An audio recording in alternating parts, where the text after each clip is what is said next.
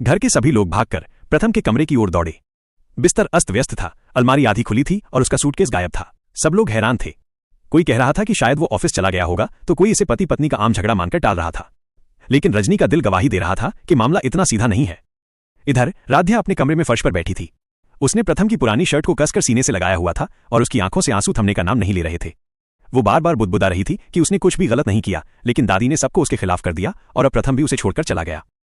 तभी रजनी राध्या के पास आई और उसके सिर पर प्यार से हाथ फेरा। उसने राध्या को हिम्मत देते हुए कहा कि सच को ज्यादा दिनों तक दबाया नहीं जा सकता। राध्या ने रोते हुए बताया कि दादी ने कितनी चालाकी से झूठे सबूत बनाए हैं, नकली संदेश और रिकॉर्डिंग दिखाकर प्रथम को गुमराह किया है। रजनी की आंखों में दृढ़ता थी।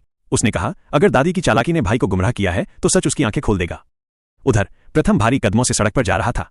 उसके चेहरे पर गुस्सा और आंखों में टूटा हुआ भरोसा साफ झलक रहा था। वो मन ही मन बड़बड़ा रहा था कि ये घर अब उसका नहीं रहा, क्योंकि राध्या ने उसे धोखा दिया है। तभी पीछे से रजनी की आवाज आई। जब प्रथम पलटा तो गुस्से में बोला कि उसे अकेला छोड़ दिया जाए और उसे किसी की सफाई नहीं चाहिए।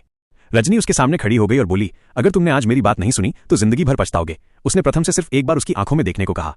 प्रथम ठिठक गया। उसके चेहरे पर गुस्सा तो था, लेकिन दिल में बहन की बातों पर भरोसा भी था।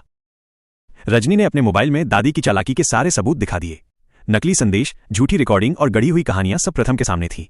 ये सब देखकर उसके पैरों तले जमीन खिसक गई। उसके हाथ से बैग छूटकर नीचे गिर गया और उसके मुंह से सिर्फ इतना निकला, हे भगवान, मैं कितना अंधा हो गया था। वो रोने लगा और खुद को कोसने लगा कि उसने राध्या पर शक किया और उसे अपमानित किया, जबकि वो निर्दोष थी। रजनी ने उसके कंधे पर हाथ रखकर समझाया कि देर से ही सही, लेकिन उसने सच समझ लिया है और अब सब ठीक किया जा सकता है। प्रथम भारी कदमों से घर लौटा। घर के सब लोग दौड़कर उसके पास आए और उसे समझाने लगे कि गुस्से में लिए गए फैसले हमेशा गलत होते हैं। तभी दादी सामने आई। उनके चेहरे पर पश्चाताप साफ दिख रहा था। उन्होंने कांपती हुई आवाज में स्वीकार किया कि हाँ, ये सब उन्होंने ही किया था। उन्हें लगा कि राध्या प्रथम के लिए सही नहीं है, इसलिए उन्होंने ये सब किया। ये सुनकर प्रथम का चेहरा गुस्से से लाल हो गया।